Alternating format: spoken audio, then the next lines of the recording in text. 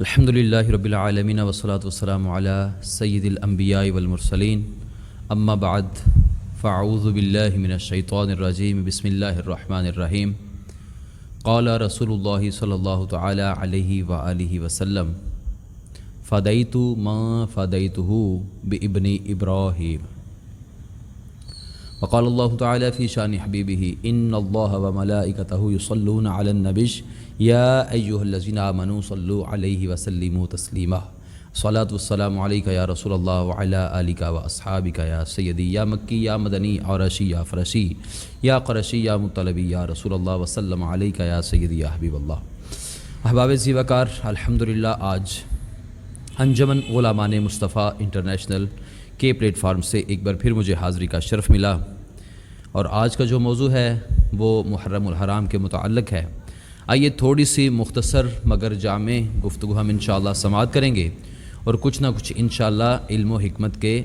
پھول چنیں گے۔ اپنی گفتگو کا آغاز ایک شعر کے ذریعے کروں گا۔ کربلا کے جان نثاروں کو سلام، فاطمہ زہرا کے پیاروں کو سلام، یا حسین ابن علی مشکل کشا، یا حسین ابن علی مشکل کشا، آپ کے سب جان نثاروں کو سلام۔ احباب ذی وقار، جیسا کہ حضرت امام علی مقام امام حسین رضی اللہ تعالی عنہ آپ کسی تعارف کے محتاج نہیں، ہاں مختصر ایک تعریف پیارے آقا صلی اللہ تعالی وسلم کی ذات بابرکات سے اور ایک شیر خدا مشکل کشا حضرت علی کرم اللہ تعالی وجہہ الکریم کی زبان اقدس سے آپ کے سامنے رکھوں گا۔ ایک مرتبہ کا ذکر ہے، حضرت سیدنا جبریل امین علیہ الصلاۃ والسلام پیارے آقا صلی اللہ تعالی علیہ وسلم کی بارگاہ میں حاضر ہوتے ہیں، اور منظر کچھ یوں تھا کہ پیارے آقا صلی اللہ تعالی علیہ وسلم کی ایک ران مبارک پر حضرت ابراہیم علیہ السلام، حضرت ابراہیم رضی اللہ تعالیٰ عنہ جو کہ پیارے آقا صلی اللہ تعالی وسلم کے صاحبزادہ ہیں، جو بیٹے ہیں، وہ موجود تھے، بیٹھے ہوئے تھے، اور جو دوسری ران مبارک تھی پیارے آقا صلی اللہ تعالی علیہ وسلم کی، ان پر حضرت امام علی مقام حضرت امام حسین رضی اللہ تعالی عنہ جلوہ افروز تھے۔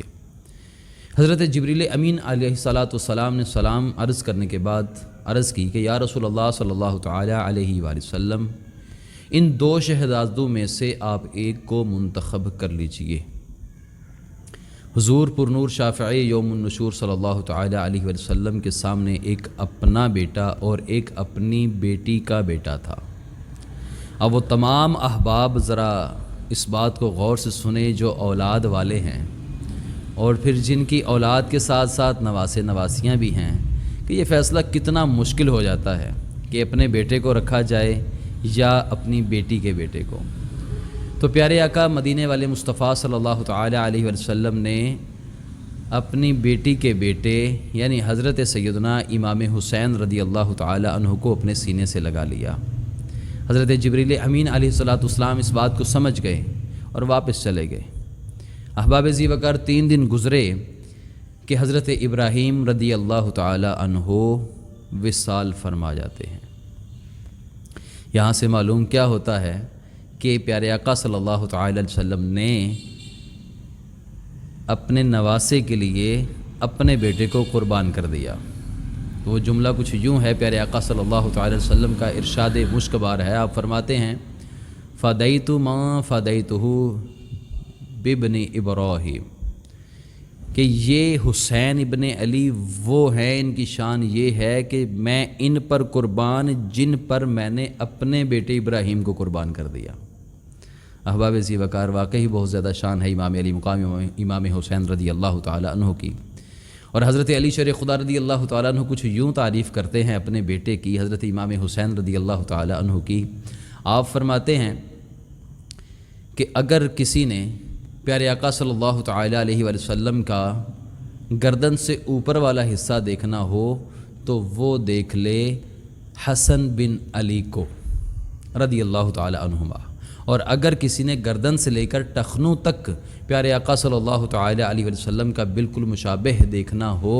تو وہ دیکھ لے حسین بن علی رضی اللہ تعالی عنہما کو۔ مطلب یہ کہ پیارے آقا صلی اللہ تعالی وسلم کی گردن سے لے کر ٹخنوں تک، پاؤں مبارک تک جو مشابہت رکھنے والے تھے وہ تھے حضرت سیدنا حسین بن علی رضی اللہ تعالیٰ عنہ۔ آئیے محرم الحرام کے ایام چل رہے ہیں اور اس انٹرنیشنل پلیٹ فارم سے ہم چند ایک پیغام وہ لیں گے اور چند باتیں سیکھیں گے جو حضرت امام حسین رضی اللہ تعالیٰ عنہ کی زندگی ہمیں سکھانا چاہتی ہے۔ احباب ذی وقار، ایک مرتبہ کا ذکر ہے کہ حضرت امام حسین رضی اللہ تعالیٰ عنہ آپ جا رہے تھے کہیں تو سواری پر سوار تھے، راستے میں کچھ بچے ایسے تھے کہ جو مل کر کھانا کھا رہے تھے۔ بچوں کے لباس کی کنڈیشن کچھ یوں تھی کہ پھٹے پرانے کپڑے تھے، کسی کی صرف شلوار تھی، کسی کی صرف قمیض تھی،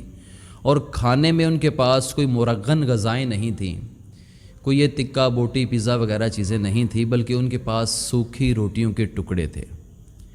انہوں نے جب امام علی مقام رضی اللہ تعالیٰ عنہ کو گزرتے ہوئے دیکھا تو آواز دی، حضور آئیے، ہم آپ کی خدمت میں گزارش کرتے ہیں کہ آئیں اور ہمارے ساتھ مل کر کھائیے۔ امام حسین رضی اللہ تعالیٰ عنہ نے ہمیں کیا سکھایا ہے، ذرا غور کیجیے گا۔ آپ اپنی سواری سے نیچے اترے،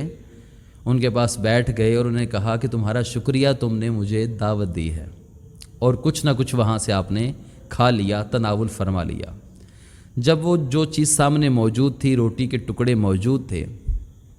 کچھ سوکھے تھے، کچھ ہلکے پھلکے تر تھے، تو اس کے بعد آپ رضی اللہ تعالیٰ عنہ نے فرمایا، پیارے بچوں، تم نے میری دعوت کی، میں نے قبول کر لی، تو اب یوں کرتے ہیں کہ اب میں تمہاری دعوت کرتا ہوں اور تم بھی قبول کر لو۔ بچے خوش ہو گئے۔ حضرت امام حسین رضی اللہ تعالیٰ عنہ ان بچوں کو ساتھ لیتے ہیں اور اپنے گھر چلے جاتے ہیں۔ جب گھر پہنچتے ہیں تو اپنی زوجہ کو کہتے ہیں، اپنی وائف کو کہتے ہیں کہ ہمارے گھر میں کچھ مہمان آئے ہیں، ان کے لیے کھانے اور اچھے اور بہترین کھانے کا انتظام کیجیے۔ بہترین کھانا تیار ہوتا ہے، ان بچوں کو پرتکلف کھانا کھلایا جاتا ہے۔ صرف کھانا نہیں کھلایا جاتا، اس کے ساتھ ساتھ کچھ کھانا پیک بھی کیا جاتا ہے ان کے لیے۔ صرف یہ نہیں بلکہ احباب ذی وقار، یہ وہ گھرانہ ہے جو بانٹنے والا ہے، ہمیشہ دینے والا اور عطا کرنے والا ہے۔ حضرت امام حسین رضی اللہ تعالی عنہ نے ان بچوں کے لیے ایک جوڑا سوٹ، کپڑوں کا جوڑا بھی منگوایا اور تحفے کے طور پر انہیں دیا اور پھر انہیں الوداع کہہ دیا۔ یہ سخی گھرانہ ہے تو یہ عطا کر رہا ہے۔ اب ہمیں یہاں سیکھنے کو کیا ملتا ہے کہ ہمارے جو صاحب ثروت لوگ ہیں وہ محرم الحرام میں حضرت امام حسین رضی اللہ تعالی عنہ کی یاد کو تازہ کریں، اور اللہ تعالیٰ نے جو آپ کو دیا اس میں سے جو غریب لوگ ہیں ان پر بہت زیادہ خرچ کریں۔ آئیے اسی کی مثل ایک اور چھوٹی سی حکایت، ایک واقعہ آپ ہی سے جو منسوب ہے وہ سامنے رکھتا ہوں۔ حضرت امام حسین رضی اللہ تعالی عنہ کی زوجہ ایک مرتبہ کہنے لگی کہ حضور، آج میرا دل کر رہا ہے کہ میں بہترین کھانا تیار کروں اور آپ اپنے کچھ ہم پلہ دوستوں کو بلائیں اور ان کی دعوت کی جائے۔ حضرت امام حسین رضی اللہ تعالیٰ عنہ فرمانے لگے، ٹھیک ہے، تم کھانا تیار کرو اور میں جا کر اپنے ہم پلہ دوستوں کو لے کے آتا ہوں۔ احباب ذی وقار، حضرت امام حسین رضی اللہ تعالیٰ عنہ تشریف لے گئے اور کچھ اتنا وقت گزارا کہ جتنے وقت میں کھانا تیار ہو سکتا تھا۔ امام علی مقام رضی اللہ تعالیٰ عنہ واپس تشریف لائے اور آپ کے ساتھ بہت زیادہ غریب غربات تھے۔ آپ جب گھر میں آئے، ان کو اندر بٹھایا تو ایک ہمسائی جو گلی میں سے دیکھ رہی تھی وہ جلدی سے آئی اور آپ کی زوجہ سے عرض کرنے لگی، کبھی آپ نے دیکھا ہے کہ آپ کے باہر سے کون لوگ آپ کے گھر میں داخل ہوئے ہیں، کون بیٹھے ہیں؟ انہوں نے پوچھا کون؟ تو وہ خاتون کہنے لگی کہ یہ غریب غربا لوگ ہیں جن کو اکٹھا کر کے آپ کے شوہر گھر میں لے آئے ہیں۔ تو جب انہوں نے یہ بات سنی تو ابھی کچھ سوچنے ہی والی تھی کہ اتنی دیر میں امام حسین رضی اللہ تعالیٰ عنہ تشریف لاتے ہیں اور آ کر کہتے ہیں، میری زوجہ، تمہیں قسم ہے اس حق کی جو میرا حق تم پر ہے۔ میرے جو مہمان آئے ہیں نا، ان کے لیے سب کچھ پیش کرنا ہے، کوئی کھانا بچانا نہیں ہے، اور ہاں گھر میں جتنی خوشبو ہے وہ بھی بچانی نہیں ہے، ہاں ان کو کچھ تحفے کے طور پر کچھ ساتھ دے کر بھی ہم نے بھیجنا ہے۔ جی، تو پھر یوں ہی ہوا کہ ان کی اچھی تواضع کی گئی، اچھا کھانا کھلایا گیا اور اس کے بعد ان کو خوشبوئیں پیش کی گئی، خوشبوؤں کے تحفے ساتھ دے کر ان کو الوداع کہا گیا۔ پیارے احباب، ذرا توجہ کیجئے، حضرت امام حسین رضی اللہ تعالی عنہ نے ہمیں کیسا درس عنایت فرمایا۔ آج جب ہم اپنے اعمال کو دیکھتے ہیں تو ہمارا عمل یہ ہے کہ جب ہمارے ہاں کسی کی شادی ہوتی ہے یا کسی کے ہاں ختم پاک کا اہتمام ہوتا ہے تو ہم صرف اپنے ریلیٹیوز کو بلاتے ہیں، صرف رشتہ دار آ جائیں ان کو بلائیں، دیٹس آل، ان کو کھلائیں، دیٹس آل۔ اگر لنگر گھروں میں تقسیم کیا تو ہماری پرائرٹی یہ ہوتی ہے کہ ہم پہلے اپنے رشتہ داروں کو بھیجیں جو ہمارے گھر میں بیچتے ہیں۔ اور جو قربانی کے گوشت کا معاملہ ہوتا ہے وہاں بھی کچھ ایسا ہی سین دیکھنے کو ملتا ہے کہ ہم صرف ان لوگوں کے گھر میں گوشت بیچتے ہیں جو 2 بکرے کر کے بیٹھے ہوتے ہیں، وہ ہمارے گھر میں بیچ دیتے ہیں، ہم ان کے گھر میں بیچ دیتے ہیں، اور غریب غربا بیچارے گلیوں میں شاپر لیے گھوم رہے ہوتے ہیں۔ ہمیں چاہیے جو غریب لوگ ہیں ان کو اپنی خوشیوں میں بھی شریک کریں، جیسا کہ شادی کا موقع ہوتا ہے، ولیمے کا موقع ہے، اور ولیمے کے موقع پر صرف وہ لوگ جنہوں نے ہمارے ساتھ لین دین کا معاملہ کرنا ہے ہم ان کو بلاتے ہیں، بقیہ کو نہیں بلاتے۔ حالانکہ پیارے آقا صلی اللہ تعالی علیہ وسلم کا ارشاد ہے، آپ صلی اللہ علیہ وآلہ وسلم ارشاد فرماتے ہیں کہ بدترین ولیمہ وہ ہے کہ جس میں غریب لوگوں کو شریک نہیں کیا جاتا۔ تو آئیے ہم عہد کرتے ہیں کہ ہم نے انشاءاللہ عز و جل اپنے جو محلے میں قرب و جوار میں غریب لوگ ہیں ان کو بھی اپنی خوشیوں میں اور ہر طرح کا جو اہتمام ختم پاک وغیرہ کا یا کسی دعوت کا کرتے ہیں ان کو بھی شریک کریں۔ ہاں تو آئیے نوجوان احباب ذرا آپ بھی توجہ کیجئے، آپ کے لیے بھی ایک پیغام ہے، بہت ہی خوبصورت پیغام بارگاہ حسینیت سے، چونکہ حسین ہمارے ہیں، ہماری یہ ٹرانسمیشن چل رہی ہے انٹرنیشنل پلیٹ فارم کے ذریعے، تو آئیے نوجوان تمام ذرا الرٹ ہو کے میری طرف توجہ کریں گے اور اس پیغام کو سنیں گے۔ ایک گوشہ ہے حضرت امام حسین رضی اللہ تعالی عنہ کی زندگی کا، اور اس میں سے یہ چیز ہم سیکھیں گے کہ حضرت امام حسین رضی اللہ تعالی عنہ کی جو پہلی اولاد ہوئی تھی ایک بیٹا، اس کا نام کیا تھا جی؟ آپ کو پتہ ہوگا، حضرت علی اکبر رضی اللہ تعالی عنہ۔ سبحان اللہ، بہت پیارا نام ہے۔ اس میں سے ایک پوائنٹ آپ نے نوٹ کرنا ہے، دوسرا بیٹا اس کا نام جو حضرت امام حسین رضی اللہ تعالی عنہ نے رکھا وہ تھا علی اوسط۔ اوسط کا معنی درمیانہ ہوتا ہے اور اکبر کا معنی بڑا ہوتا ہے۔ پہلے بیٹے کا نام علی اکبر بڑا بیٹا، دوسرے کا نام علی اوسط یعنی درمیانہ بیٹا۔ یہاں سے ایک اور بھی نقطہ یہ سمجھ میں آتا ہے کہ حضرت امام حسین رضی اللہ تعالی عنہ نے علی اکبر کے بعد علی اصغر نام نہیں رکھا، مطلب آپ کو پتہ تھا کہ ایک انشاءاللہ اور بھی بیٹا اللہ تعالیٰ عنایت فرمائے گا، تو جب تیسرا بیٹا پیدا ہوا تو اس کا نام علی اصغر رکھا گیا۔ ہاں کچھ لوگ یہ سوچ رہے ہوں گے کہ امام علی مقام رضی اللہ تعالیٰ عنہ کے ایک بیٹے کا نام حضرت زین العابدین بھی ہے۔ جی بالکل آپ درست ہیں، آپ غلطی نہیں کر رہے، آپ درست ہیں، حضرت زین العابدین بھی ہیں، لیکن 3 ہی بیٹے ہیں، علی اکبر، علی اوسط اور علی اصغر رضی اللہ تعالی عنہم۔ ہاں جو حضرت زین العابدین ہیں نا، یہ عام پکارنے کے لیے حضرت علی اوسط رضی اللہ تعالی عنہ کو لقب دیا گیا تھا۔ انہی کا دوسرا نام حضرت علی اوسط کا دوسرا نام حضرت زین العابدین رضی اللہ تعالی عنہ تھا۔ جی تو یہاں تک یہ چیز ہمارے سامنے آئی کہ 3 بیٹے، تینوں بیٹوں کا نام علی۔ سیکھنے کو کیا ہمیں مل رہا ہے کہ حضرت امام حسین رضی اللہ تعالیٰ عنہ اپنے والد محترم حضرت علی شیر خدا رضی اللہ تعالیٰ عنہ سے کتنی محبت کرتے تھے، اتنی زیادہ محبت کہ اپنے ایک بیٹے کا نام بھی علی، دوسرے کا بھی نام علی، تیسرے کا بھی نام علی رکھ دیا۔ اور آج ہماری کیا حالت ہے کہ ہم اپنے والد محترم کی بات سننے کو تیار نہیں ہوتے۔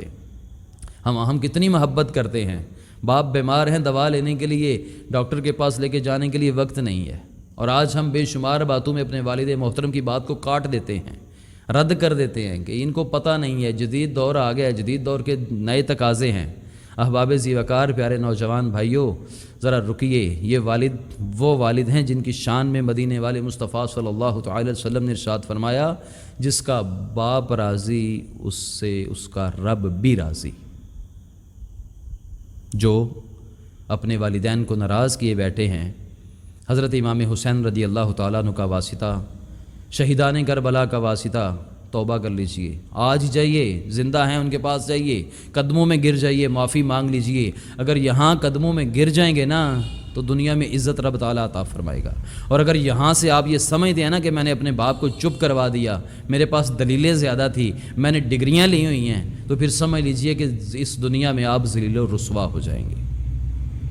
ہاں تو نوجوانوں، ہم نے آج توبہ کرنی ہے، جن کے والدین ناراض ہیں اور جن کے راضی ہیں ان کے ساتھ مزید خوش مزاجی کے ساتھ رہیے، ان کی خدمت کیجیے۔ خدمت صرف پیسوں سے نہیں ہوتی، یہ بھی یاد رکھیے، ان کے پاس بیٹھیں، ان کی بات سنیں، ان سے باتیں کریں، انشاءاللہ عز و جل رب تعالی عز و جل راضی ہو جائے گا، اور یہی انشاءاللہ ہمارے جنت میں جانے کا سبب بھی بنے گا۔ ہاں تو میں اپنے اس کلام کو اختتام کی طرف لے کے جاتا ہوں، شاید آپ میری باتیں سن کے تھک نہ گئے ہوں۔ ہاں تو آخری چند باتیں یہ ہیں، 3 سے 4 باتیں یہ ہیں جو ہم نے عاشورہ کے دن کرنی ہے۔ 10 محرم الحرام کو عاشورہ کا دن کہتے ہیں، تو عاشورہ کے دن ہم نے جو چند کام کرنے ہیں ان میں سب سے پہلا کام ممکن ہو تو 9 اور 10 محرم کی جو درمیانی رات ہے اس رات کو اپنی آنکھوں میں 3 سلائیاں عصمت سرما لگا لیجئے۔ طریقہ کچھ یوں ہے، جب بھی سرما لگائیں رات کو لگائیں، سنت ہے، اور 3 سلائیاں لگائیں، یہ بھی سنت ہے۔ رائٹ سائڈ سے شروع کریں اور رائٹ پہ ہی ختم آپ نے کرنا ہے، یہ بھی سنت ہے۔ طریقہ کیا ہوگا کہ 1 سلائی آپ دائیں آنکھ پہ لگائیں اور پھر 1 بائیں میں، پھر 1 دائیں میں، اور پھر 2 اکٹھی آپ بائیں آنکھ میں سلائیاں لگا لیں۔ یہاں پہ 3 مکمل ہو گئی، یہاں پہ 2 ہی تھیں، اور آخری سلائی آپ نے رائٹ آئی میں دائیں آنکھ میں لگا لی، تو مطلب سنت کے مطابق آپ نے سرما ڈال لیا۔ پیارے آقا صلی اللہ تعالی علیہ وسلم کا فرمان مشکبار ہے، فرماتے ہیں جو شخص عاشورہ کی رات یا عاشورہ کے دن آنکھوں میں عصمت سرما لگائے گا، انشاءاللہ عز و جل اس کی آنکھیں کبھی بھی درد نہیں کریں گی۔ جی انشاءاللہ ہم سب نیت کرتے ہیں کہ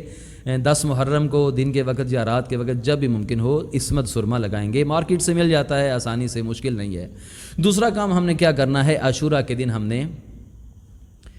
اپنے گھر والوں پر زیادہ خرچ کرنا ہے۔ مدینے والے مصطفیٰ صلی اللہ علیہ وسلم نے خوشخبری سنائی ہے کہ جو شخص عاشورہ کے دن اپنے گھر والوں کے لیے رزق کھول دیتا ہے، ان کو زیادہ کھانے پینے کے لیے دیتا ہے، رب تعالی عز و جل پورے سال کے لیے اس شخص کے لیے رزق کو کھول دے گا۔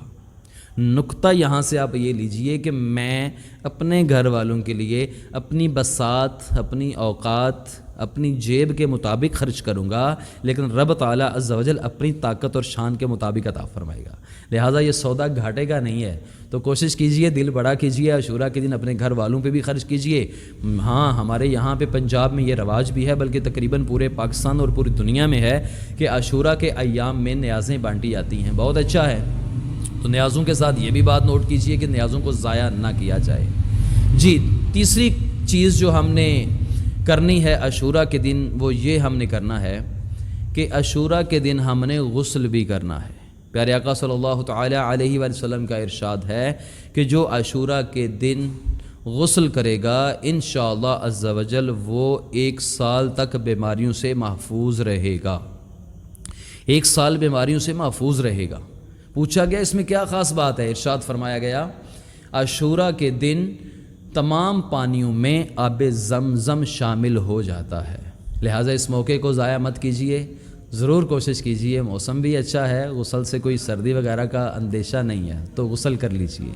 اور ایک اور کام، جی آخری بات، میں آپ کو زیادہ تنگ نہیں کرنا چاہ رہا، آخری بات،